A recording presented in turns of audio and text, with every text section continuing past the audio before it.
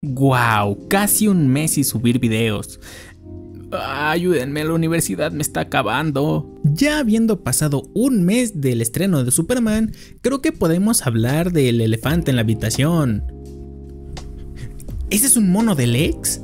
Jajaja Super Sid, jajaja Jorel quería un harén para su hijo. Síganse burlando de mis 5 de asada, jajaja XD. Ey, si no entienden el chiste y no han visto la película, no entiendo qué es lo que hacen aquí. Vayan a ver la película, no sé, si ya está en Max, véanla en Max. Si no, vayan a ver al cine, vean la película. Y ya después regresan porque vamos a hablar con muchísimos, pero muchísimos spoilers. Ahora sí, prepárense para la bomba. Y es que durante el primer acto de la cinta, Lex Luthor junto con la ayuda de Engineer descubre uno de los cambios más impactantes y polémicos para la imagen de Superman, y es que esta versión del Hombre de Acero no fue enviada a la Tierra con el objetivo de proteger a las personas del planeta. El último hijo de Krypton fue enviado para conquistar y volverse el gobernante de todo el planeta Tierra con sus poderes. Y esto abre un debate de qué tan correcto o incorrecto es cambiar ciertas partes de la historia del personaje, incluso fundamentales para beneficiar al guión de una película. Pues, por ejemplo, la versión anterior hizo algo similar pero con los padres adoptivos de Superman. Y el día de hoy pondremos en la mesa ambas interpretaciones para darle respuesta a la pregunta: ¿qué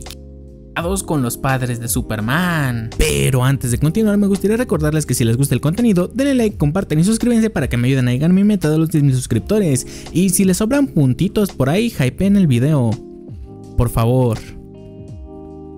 Lo primero que haremos será seguirle la pista a los Kent, pues estos aparecen por primera vez junto a Superman en el Action Comics número 1, justo en la introducción del personaje, donde aún se dejaba de forma bastante ambigua el origen de Superman. En esta primera historia, solo se nos dice que Superman era un niño con super fuerza al que Ma y Pa Kent encontraron y criaron hasta que tuvo la edad para decidir que quería usar sus poderes para ayudar a los débiles y proteger a los oprimidos. Pero extrañamente, y aunque no lo parezca, los Kent durante la Edad de Oro no tenían un papel tan crucial como lo tienen actualmente en las historias de Superman. Generalmente eran solo cameos en algunas ilustraciones o se presentaban en flashbacks, comenzando a tener historias protagónicas recién entrada la Edad de Plata, con los cómics de Superboy, las historias de Clark Kent, donde, bueno, hacía lo mismo que Superman pero siendo un boy. Aquí Ma y Pa Kent obtuvieron sus personalidades de padres amorosos y comprensivos, quienes le hicieron su primer traje de superhéroe a Clark y quienes le enseñaron todo el sistema de valores bajo el que guía su camino como superhéroe, cosa que sigue vigente desde el final de Crisis en Tierras Infinitas hasta el día de hoy. Del otro lado de la moneda tenemos a Jor-El y Lara Lor-Van, los padres biológicos de Superman, o bueno, Kal-El. Jor-El se menciona pero sin un nombre, igual en el Action Comics número 1, donde solo se explica que era el científico alienígena que mandó a su hijo a la Tierra para que, bueno, no se muriera en la explosión. Pero los detalles sobre ellos no se exploraron hasta la Edad de Plata, donde se describe a Jor-El como uno de los científicos líderes de Krypton, que, siendo el único consciente de la inminente destrucción de su planeta y siendo ignorado por sus compatriotas, envía a su hijo a un planeta con habitantes similares a los kryptonianos y una atmósfera similar a la de Krypton, y junto a su nave deja un cristal informativo con el que, cuando su hijo alcance la edad correcta, podrá construir una fortaleza en la que se ayude a educarse y a saber más sobre la cultura de su planeta y del planeta del cual viene y todo lo que su genética extraterrestre lleva con ello. Al igual que, bueno, tenía una inteligencia artificial de su padre fallecido. La versión de este mito después de la crisis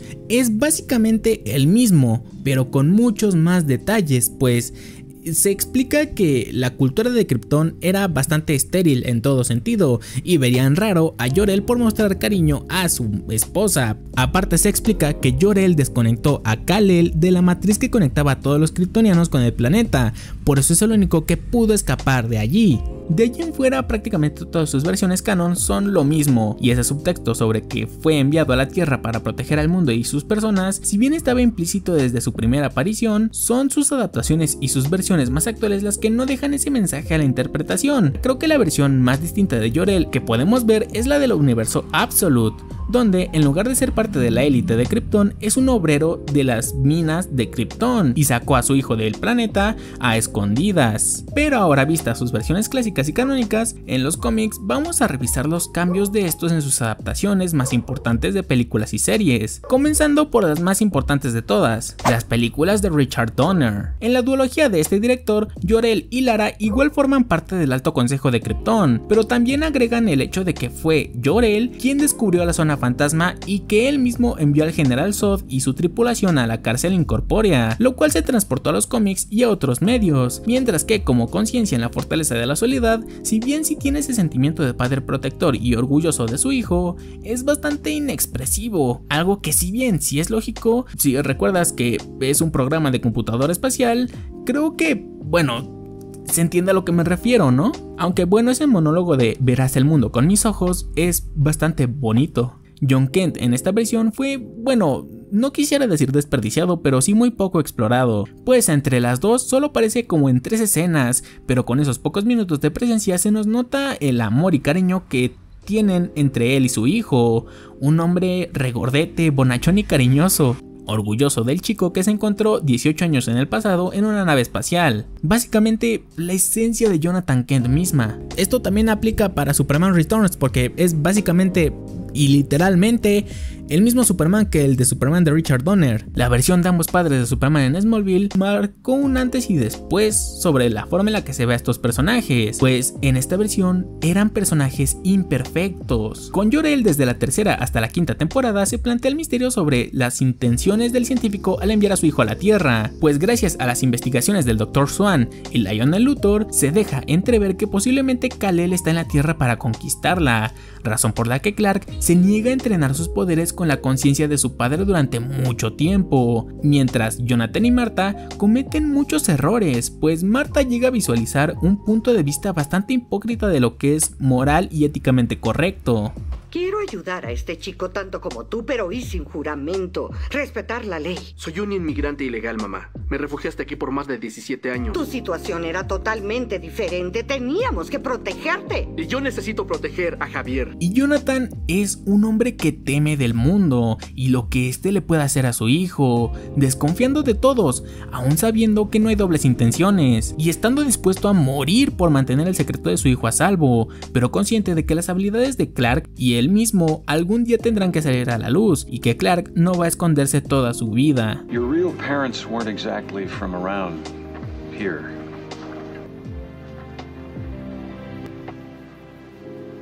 What are you trying to tell me, Dad? That I'm from another planet? Ahora sí, llegamos a lo bueno porque podré criticarle muchas cosas a Zack Snyder y casi todas serán sobre Superman, pero eso no implica a Jor-El, porque demonios, qué buena adaptación de Jor-El. Aunque Marlon Brando sea icónico a pesar de, bueno, haber leído todas sus líneas mientras estaban grabando para no tener que aprendérselas, este es el Jor-El definitivo, un personaje elocuente que a pesar de ser solo una inteligencia artificial muestra un sentimiento de orgullo hacia su hijo, y todos sus diálogos son tan maravillosos que casi parece una broma que su personaje estuviese dirigido por el mismo tipo que escribió, dirigió y corrigió El Salva Marta. Tú le darás a la gente un ideal al que podrán aspirar, seguirán, tropezarán y fracasarán, pero con el tiempo se unirán contigo en el Solcal. Y bueno, también comparte película con el 5 de Asada. Y bueno, vamos a hablar de Jonathan Kent, pues es de lejos la peor adaptación del personaje hecha por Zack Snyder. Y es que el error de este hombre fue tomar de base a la interpretación moderna de Jonathan Kent sin terminar de entenderlo al 100%. Kevin Costner hizo a un cabrón cínico, sadista y que prefirió perderse en un tornado antes que, bueno, pedirle a su hijo que literalmente puede seguirle el paso a un hombre que corre más rápido que la luz para sacar a un perro de una camioneta. Y le sugirió a su hijo que prefería que dejara hundirse un camión lleno de personitas pequeñas antes que alguien lo viera ayudando a otra persona. Es todo lo contrario a lo que representa el padre de Superman, algo que incluso Smallville entendió. Es obvio que Zack Snyder se inspiró demasiado en la visión de Jonathan Kent como ese padre temeroso, con miedo a lo que el mundo pueda hacerle a su hijo si descubre sus habilidades. básicamente lo mismo que con Smallville, pero la diferencia es que Zack Snyder solo se enfocó en la parte negativa del padre temeroso, más no en lo que hacía interesante a esa versión de Jonathan Kent. Porque si bien en ambas versiones ambos estaban dispuestos a morir para proteger el secreto de su hijo, este Jonathan Kent estuvo dispuesto a soportar sus propios miedos para que su hijo pudiera ayudar y salvar a otros, a todos los que pudiera, incluso si eran Lionel Luthor o Lex Luthor, a quienes él personalmente odiaba. Debes estar decepcionado, ¿no? No me convertí en el hombre que esperabas. Es verdad, hijo. Eres mucho más que eso. Aunque tú sí la tienes, Clark. Podría ser el gran héroe que el mundo ha conocido. La versión más reciente de Superman que le dio inicio al DCU y que definitivamente es muy punk rock, nos da bastante poco tanto de Jor-El como de Jonathan Kent. Jon en un principio se ve como un hombre triste y malhumorado, pero cuando se nos muestra más de él y su relación con su hijo, las cosas se ponen bastante más interesantes, pues la razón del por qué se nos muestra de esa forma es porque la realidad es que es un hombre muy sentimental y no tiene miedo en mostrarse vulnerable y triste, y solo esos pocos minutos que lo vemos y las palabras que tiene hacia Clark lo vuelven una de las mejores interpretaciones del hombre, y verdaderamente me hubiera gustado más que exploraran la infancia de Clark en Smallville, porque quiero saber más de este Jonathan Kent. Por otro lado, la esperanza ya no significa esperanza, significa 3 setcitos diarios. Esta adaptación tiene algo muy peculiar con la herencia kryptoniana de Superman, y es que es la primera versión que hasta el momento, y por lo que nos dejó ver la cinta, nos da un Jor-El malvado. Sospechosamente nunca vemos nada de Krypton ni de Jor-El en presencia, más allá del mensaje que se le deja a su hijo, el cual se dañó cuando él llegó a la Tierra. La primera mitad decía que sus padres lo amaban y que protegiera el planeta Tierra. La segunda mitad se descubrió cuando Engineer lo reestructuró y decía que aparte de cuidar el planeta, lo dominara y procreará con todas las mujeres posibles para revivir Krypton. Si a mí el tipo de ¿qué pasó ayer? Me dice eso, yo le creo. Pero el hecho es que definitivamente James Gunn bastardizó la figura de Jor-El, dejando que pasara de ser ese padre bondadoso y sabio a ser un demente con todas las de la ley. Y aunque a mí personalmente no me molesta este cambio, e incluso puede que suceda algo similar a lo que pasó con Smallville o en My Adventures with Superman, en donde el mensaje de Jor-El está mal entendido por Superman o incluso modificado por alguien externo como, no lo sé, un general de una armada rebelde de Krypton que al saber que su planeta fue destruido busca revivirlo en la Tierra. No es como si hubiese una película muy mala sobre ello, o incluso una inteligencia artificial que colecciona planetas y que la única forma en que puede hacer que el protector de Metrópolis salga de su camino para llevarse a Metrópolis sea atacando su moral. Y creo que la gente se está dejando llevar demasiado por la primera impresión, sin ser un poquito más críticos o teóricos, aunque creo que es más factible cambiar cosas sobre los padres biológicos de Clark que los Kent, pues si bien la mitología espacial del Hombre de Acero es bastante importante, pues gran parte de los problemas que tiene Clark sobre su identidad es no haber disfrutado sobre su propio planeta y todo lo que este le puede ofrecer como una vida sin una doble identidad. Esto puede estar más sujeto al cambio, e incluso lo ha estado, pero meterse directamente con los padres adoptivos de Clark, las personas que le enseñaron todo el código moral y social bajo el que Clark guía toda su cruzada contra el crimen, es directamente meterse con la idiosincrasia del personaje. Creo que esto es dependiendo de la opinión de cada quien. No sé, creo que queda interpretación de quién, qué es lo que te gusta más, qué versión del personaje te gusta más, y ya.